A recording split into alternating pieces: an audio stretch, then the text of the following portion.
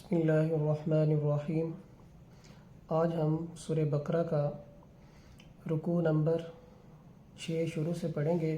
سب سے پہلے ہم ترجمہ دیکھتے ہیں۔ یا بنی اسرائیل اذکروا، اے بنی اسرائیل یاد کرو، نعمتی اللتی، میرے انعامات کو، انعمت علیکم، جو میں نے تم پر کیے، وانی فضلتکم علی العالمین، اور بے شک میں نے تمہیں فضیلت دی جہان والوں پر۔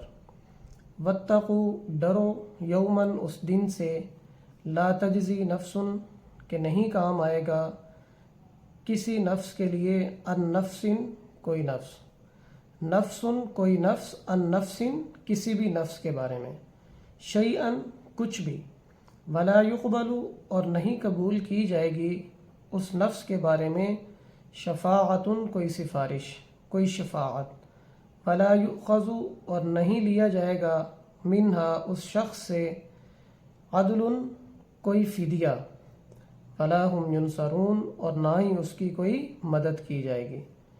وَإِذْ نَجَّيْنَاكُمْ مِنْ آلِ فِرْعَوْنَ، اور یاد کرو، یعنی یہ واو پیچھے جا رہی ہے اس بات کی طرف، اور یاد کرو کہ جب ہم نے تم کو نجات دی، من آل فرعون، آل فرعون سے، یسومونکم، وہ چکھاتے تھے تمہیں، سوء العذاب، برا عذاب، یذبحون، ذبح کرتے تھے، ابناءکم، تمہاری اولادوں کو، ویستحیون نساءکم، اور چھوڑ دیتے تھے تمہاری عورتوں کو، ففی ذالکم بلاء من ربکم عظیم، ففی ذالکم، اور اس میں آزمائش تھی تمہارے رب کی طرف سے بہت بڑی، وَإِذْ فَرَقْنَا، جب ہم نے پھاڑ دیا، بِكُمُ الْبَحْرَ، بِكُم، تمہارے لیے، سمندر کو، فَأَنْجَيْنَاكُمْ، پس ہم نے تم کو نجات دی، وَأَغْرَقْنَا، اور ہم نے غرق کیا آل فرعون کو، وَأَنْتُمْ تَنْظُرُونَ، اور تم کیا تھے، دیکھ رہے تھے۔ اب ہم اس کی مختصر سی تفسیر کرتے ہیں۔ دیکھیں پچھلے رکوع میں بنی اسرائیل کا جو ہے مختصر سا تعارف کروایا اللہ نے، تو یہاں سے اللہ رب العزت بنی اسرائیل کا جو ہے تفصیلاً تعارف کروائیں گے، اور جو ان کے اندر برائیاں ہیں، خرابیاں تھی اور ہیں، ان سب کو ذکر کریں گے۔ آج والے جو سبق ہے اس میں اللہ رب العزت اپنے انعامات یاد کروا رہے ہیں بنی اسرائیل کو، جو بڑے بڑے اللہ نے ان پر انعام کیے۔ ٹھیک ہے، پیچھے بنی اسرائیل کا میں نے آپ کو بتایا کہ یہ حضرت یعقوب علیہ السلام کا لقب ہے، تو بنی اسرائیل ان کے لقب کے ساتھ یعنی مشہور ہونے کی وجہ سے یہ یہودیوں کو بنی اسرائیل کہا جاتا ہے، کیونکہ ان کے 12 بیٹے تھے، انہی سے پھر آگے جو ہے بنی اسرائیل کی نسل چلی تھی۔ اچھا، میں نے پیچھے بتایا کہ 2 بڑی بڑی جو نعمتیں تھیں ان کے اوپر، وہ یہ تھی، ایک تو کیا تھا کہ اللہ نے ان کو بادشاہت دی ہوئی تھی، ٹھیک ہے، وہ کل میں نے آپ کو آیت بھی بتائی، اور دوسرا یہ تھا کہ بہت سارے انبیاء کو اللہ نے بنی اسرائیل میں بھیجا۔ اچھا، اب یہ والی بات دیکھیں، وَأَنِّي فَضَّلْتُكُمْ عَلَى الْعَالَمِينَ، یعنی نبوت اور بادشاہت دونوں بنی اسرائیل کے پاس تھی، ٹھیک ہے، اور کافی عرصہ رہی، تو یہ اللہ کے بہت بڑے 2 انعام تھے۔ وَأَنِّي فَضَّلْتُكُمْ عَلَى الْعَالَمِينَ، اور میں نے تمہیں فضیلت دی جہان والوں پر۔ یہ فضیلت آپ صلی اللہ علیہ وسلم کے آنے سے پہلے، یعنی جس وقت ان کے اندر انبیاء موجود تھے اور ان کے پاس اللہ کی کتاب تھی، اس وقت ان کو اللہ نے جہان والوں پر فضیلت دی تھی۔ جب آپ صلی اللہ علیہ وسلم آ گئے تو اب پورے جہان والوں پر فضیلت کیا ہے؟ امت محمدیہ کو ہے۔ آپ صلی اللہ علیہ وسلم نے خود بھی فرمایا کہ مجھے اللہ نے تمام انبیاء پر فضیلت دی، ٹھیک ہے، اور اسی طرح آپ صلی اللہ علیہ وسلم کی امت کو بھی تمام امتوں پر اللہ نے فضیلت دی، اور اسی طرح آپ صلی اللہ علیہ وسلم پر جو کتاب اتاری گئی وہ بھی تمام کتابوں سے افضل ہے۔ آگے اگلی آیت میں اللہ رب العزت نے آخرت کے دن کو بیان کیا ہے، قیامت کے دن کو بیان کیا ہے۔ اللہ رب العزت فرماتے ہیں، وَاتَّقُوا، یاد کرو اس دن کو، لا تجزی، کہ نہیں کام آئے گا کوئی نفس کسی نفس کے بارے میں کچھ بھی، ٹھیک ہے، یعنی نفسا نفسی کا عالم ہوگا، ہر شخص یہ چاہ رہا ہوگا کہ کسی طرح میری جان بچ جائے، ٹھیک ہے، وَلَا يُقْبَلُ مِنْهَا شَفَاعَةٌ، اور نہیں قبول کی جائے گی اس دن، قیامت کے دن، کوئی شفاعت۔ اب سوال ہوتا ہے کہ اللہ یہاں فرما رہے ہیں کہ کوئی بھی شفاعت، کوئی بھی سفارش قبول نہیں کی جائے گی، تو آپ صلی اللہ علیہ وسلم جو اپنی امت کے بارے میں شفاعت کریں گے تو کیا وہ حق ہے کہ وہ شفاعت کریں گے اور وہ قبول کی جائے گی؟ تو اس کا جواب یہ ہے کہ جی ہاں، وہ بالکل برحق ہے، اور آپ صلی اللہ علیہ وسلم اپنی امت کے بارے میں شفاعت فرمائیں گے، اور انشاءاللہ اللہ رب العزت اس کو قبول بھی کریں گے۔ یہاں جو اللہ فرما رہے ہیں وَلَا يُقْبَلُ مِنْهَا شَفَاعَةٌ، یہ کافروں کے بارے میں ہے کہ کافروں کے بارے میں کوئی شفاعت قبول نہیں کی جائے گی، ٹھیک ہے۔ اور ایک بات ذہن میں رکھیں کہ اللہ معاف فرمائے، آہستہ آہستہ ہمارا جو عقیدہ ہے وہ بھی بنی اسرائیل والا ہوتا جا رہا ہے، یہودیوں والا ہوتا جا رہا ہے، ٹھیک ہے۔ یہودیوں کے بارے میں قرآن پاک میں آتا ہے کہ یہ اللہ فرماتے ہیں لن تمسن وقالو، یہودی کہتے ہیں لن تمسن النار الا ایاما معدودہ، کہ ہمیں جہنم کی آگ نہیں چھو سکتی مگر چند دن، ٹھیک ہے۔ اور وہ چند دن بھی وہ کہ جس میں ہمارے آباء و اجداد نے کیا کی تھی؟ بچڑے کی عبادت کی تھی، وگرنہ ہم بخشے بخشائے ہیں، ہم دنیا میں فساد مچائیں۔ آپ سب کو پتہ ہے کہ اس وقت پوری دنیا میں یہودیوں نے فساد مچایا ہوا ہے، فساد مچائیں، اللہ کی نافرمانی کریں، جو کچھ بھی کریں۔ جنت کس کے لیے بنائی گئی ہے؟ یہودیوں کے لیے۔ اور ایک جگہ اللہ فرماتے ہیں کہ یہودی اور عیسائی کہتے ہیں کہ جنت ہمارے لیے بنائی گئی ہے، حالانکہ اللہ نے ان سے کوئی وعدہ نہیں کیا۔ وَقَالُوا لَن يَدْخُلَ الْجَنَّةَ إِلَّا مَنْ كَانَ هُودًا أَوْ نَصَارَىٰ، کہ وہ کہتے ہیں کہ ہرگز کوئی داخل نہیں ہوگا جنت میں سوائے یہودی اور عیسائیوں کے، تو یہ بات غلط ہے۔ تو ہمارا عقیدہ کہاں غلط ہو رہا ہے کہ ہم بھی کہتے ہیں کہ بس اللہ پاک معاف فرمائیں گے اور آپ صلی اللہ علیہ وسلم کے صدقے ہم جو ہے وہ معاف ہو جائیں گے، بس آپ صلی اللہ علیہ وسلم سفارش کریں گے، ہم نماز پڑھیں نہ پڑھیں، ٹھیک ہے، ہم نیک کام کریں نہ کریں، ہم جو مرضی کرتے رہیں، بس آپ صلی اللہ علیہ وسلم جو ہے شفاعت فرمائیں گے اور ہماری جو ہے نا بس اللہ اس کو قبول کر لیں گے اور ہم جنت میں چلے جائیں گے۔ دیکھیں، آپ صلی اللہ علیہ وسلم شفاعت فرمائیں گے، لیکن آپ صلی اللہ علیہ وسلم ان بندوں کے بارے میں شفاعت فرمائیں گے جو اللہ اور اس کے رسول کی بات بھی مانتے ہیں، جو سنت پر بھی عمل کرتے ہیں، جو اللہ کے احکام کو بھی بجا لاتے ہیں۔ اس لیے کہ حضرت عائشہ رضی اللہ تعالیٰ عنہ نے ایک مرتبہ آپ صلی اللہ علیہ وسلم سے پوچھا کہ آپ دنیا میں مجھ سے اتنی زیادہ محبت کرتے ہیں، کیا قیامت کے دن بھی مجھے یاد رکھیں گے؟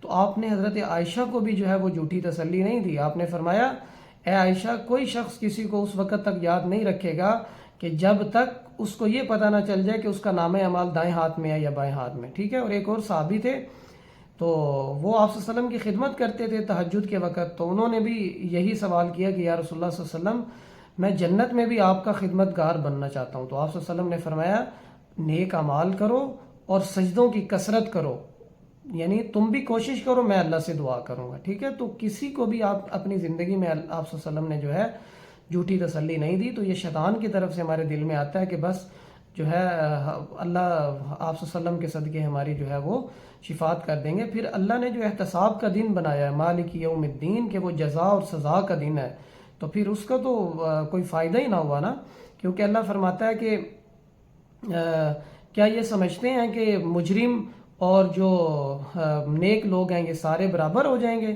ایسا نہیں ہو سکتا۔ تو ٹھیک ہے، اللہ رب العزت جو ہے ہمیں نیک بنائے اور ہماری جو ہے مغفرت فرمائے۔ بہرحال اس عقیدے سے نکلنا چاہیے۔ آگے فرمایا وَلَا يُؤْخَذُ مِنْهَا عَدْلٌ، اور نہیں قبول کیا جائے گا اس شخص کے بارے میں، اس کافر کے بارے میں کوئی فدیہ اس سے نہیں لیا جائے گا۔ چاہے ایک حدیث میں آیا کہ اگر کوئی شخص زمین کے برابر سونا یا چاندی اللہ کو دے دے کہ مجھے معاف کر دو، پہلی بات تو یہ ہے کہ اس وقت اس کے پاس مال و دولت ہوگا نہیں، کیونکہ اللہ رب العزت جو ہے وہ ہمارے جو کپڑے ہیں وہ بھی لے لیں گے، اور ہم قبروں سے جو ہے بغیر کپڑوں کے اٹھیں گے جب اللہ کی بارگاہ میں کھڑے ہوئے ہوں گے، اور اس دن صرف اور صرف ملکیت اللہ رب العزت کی ہوگی۔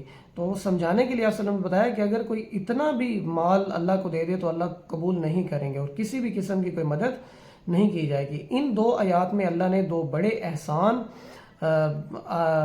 حضرت موسیٰ علیہ السلام کی قوم یعنی بنی اسرائیل کو یاد کروائے، اور یاد کروانے کا مقصد یہ ہے کہ اب بھی جو ہے تم نیک بن جاؤ، آپ صلی اللہ علیہ وسلم پر ایمان لے آؤ، مسلمان ہو جاؤ، تو جو ہے اللہ تمہیں بخش دیں گے، تمہاری غلطیوں کو معاف فرما دیں گے۔ سب سے بڑا اللہ احسان بتا رہے ہیں کہ جب تمہیں نجات دی آل فرعون سے، ٹھیک ہے، فرعون جو تھا وہ بادشاہ تھا، اور جو ہے حضرت موسیٰ علیہ السلام کی جو قوم تھی وہ ان کی خدمت کرتی تھی، ٹھیک ہے۔ تو اس نے جو ہے نا یہاں جو آیا کہ وہ تمہیں برا عذاب چکھاتا تھا، یذبحون ابناءکم، اس نے جو ہے تمہارے بیٹوں کو قتل کیا۔ تو اس کو جو ہے ایک نجومی نے بتایا کہ بنی اسرائیل میں ایک بچہ پیدا ہونے والا ہے جو تمہاری سلطنت کو ختم کر دے گا۔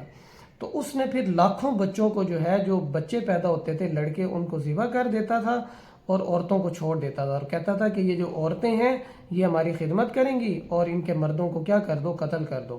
ٹھیک ہے. اس نے 2 دفعہ بنی اسرائیل کے بچوں کو قتل کیا تھا، اور دوسری دفعہ جب حضرت موسیٰ علیہ السلام نے اس کو دعوت دی دین کی، تو تب بھی اس نے حکم دیا کہ جو بھی بچہ پیدا ہو اس کو قتل کر دو، یہ نہ ہو کہ بنی اسرائیل کی تعداد بڑھ جائے اور پھر یہ ہم سے جہاد کریں، لڑیں ہمارے ساتھ. ٹھیک ہے. بہرحال اللہ نے فرمایا کہ اس بہت بڑی آزمائش، یہ وفی ذالکم بلاء من ربکم عظیم، یہ تمہارے اوپر اللہ کی طرف سے بہت بڑی آزمائش تھی. ظاہر ہے کہ یہ بہت بڑی آزمائش تھی. والدین کے سامنے ایک نومولود بچہ ہے جس کو ماں نے اتنا عرصہ اپنے پیٹ میں رکھا ہے، اس کو تکلیفیں اٹھائی اور اس کے سامنے اس کو قتل کر دیا جائے، تو اللہ کی طرف سے یہ بہت بڑی آزمائش تھی. اور پھر اللہ نے جو ہے یعنی ان کو بچایا کیسے؟ فرعون کے عذابوں سے، فرعون کے جو سختیاں تھیں وہ اس طرح بچائی کہ حضرت موسیٰ علیہ السلام نے مشورہ کیا اپنی قوم سے کہ ہم یہاں سے جو ہے ہجرت کر کے چلے جاتے ہیں. تو جب حضرت یعقوب علیہ السلام کی اولاد مصر میں آئے تھے، اس وقت تقریباً 72 یا 73 فرد تھے، اور جب وہ وہاں سے مصر سے نکلنے لگے تھے اس وقت ان کی تعداد 6,60,000 یا 70,000 یعنی 7 لاکھ کے قریب تھی. تو مشورہ ہو گیا کہ ہم یہاں سے ہجرت کر کے جاتے ہیں. تو انہوں نے کہا کہ اگر ہم ایسے نکلیں گے تو ہمیں جو ہے وہ فرعون کا لشکر پکڑ لے گا. ہم ایسا کرتے ہیں کہ فرعون کو کہتے ہیں کہ ہم جو ہے یہاں سے کسی جو ہے تقریب پر جا رہے ہیں اور ہم 1-2 دن میں واپس آ جائیں گے. تو پھر یہ ہوا کہ جو ان کے خاندان کی عورتیں ان کی خدمت گار تھی اس کو بھی اس نے چھوڑ دی، اجازت دے دیا کہ 1-2 دن تقریب میں چلے جاؤ اور 1-2 دن کے بعد واپس آ جانا. اور ان کے زیورات بھی ان کے پاس تھے، وہ بھی اس نے واپس کر دیے. تو جب 2 دن یہ واپس نہیں آئے تو پھر اس نے جو ہے اپنے لشکر کے ساتھ ان کا پیچھا کیا، اور یہ جو ہے کیا کہتے ہیں، ایک بحیرہ کلزم ہے یعنی سمندر اس کو کہا جاتا ہے، تو وہاں یہ پہنچ چکے تھے کنارے پر. تو پیچھے انہوں نے دیکھا کہ فرعون کا لشکر بھی آ رہا تھا. ٹھیک ہے. اس کے بارے میں آتا ہے کہ وہ جو لشکر تھا اس کی تعداد کتنی تھی، تو مشہور قول جو ہے وہ 12 لاکھ ہے، اور اس کے علاوہ بہت سارے قول ملتے ہیں. بعض میں آتا ہے کہ وہ 60 لاکھ کے قریب بھی لشکر تھا، اور ان کی تعداد 6 سے 7 لاکھ تھی.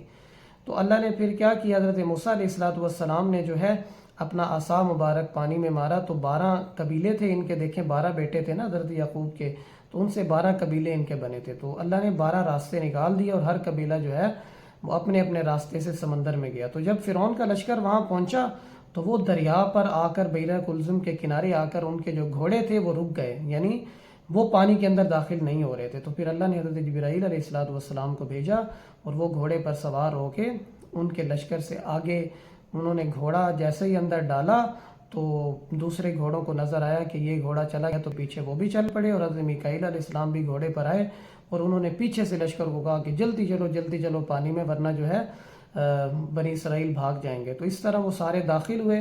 تو اللہ نے کیا کہ جب تک حضرت موسیٰ علیہ السلام کی جو قوم تھی بنی اسرائیل، انہوں نے دریا کو پار کر لیا، اور جیسے ہی جو ہے یہ پار پہنچے اور ان کے پیچھے جیسے ہی فرعون کی جو لشکر ہے وہ ان کے پیچھے جب سمندر میں گیا تو اللہ نے ان سب کو غرق کر دیا سوائے فرعون کے، کہ فرعون مر گیا اور پھر اللہ نے اس کی لاش کو پانی سے باہر نکال دیا لوگوں کے لیے عبرت کا نشان بنانے کے لیے. ٹھیک ہے.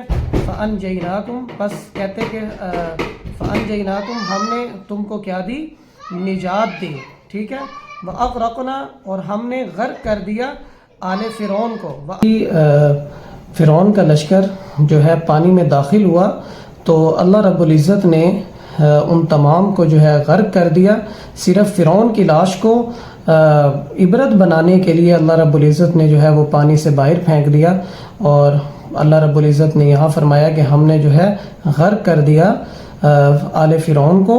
وَأَنْتُمْ تَنْظُرُونَ، اور تم دیکھ رہے تھے. یعنی اللہ نے جو تم پر اتنی بڑی مہربانی کی، فرعون کے لشکر سے تمہیں بچایا ہے، تم پر اتنے ظلم ہوتے تھے، ان ظلموں سے اللہ نے تمہیں بچایا.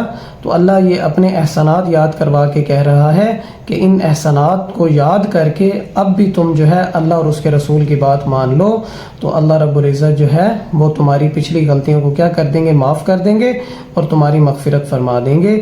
وَمَا عَلَيْنَا إِلَّا الْبَلَاغُ.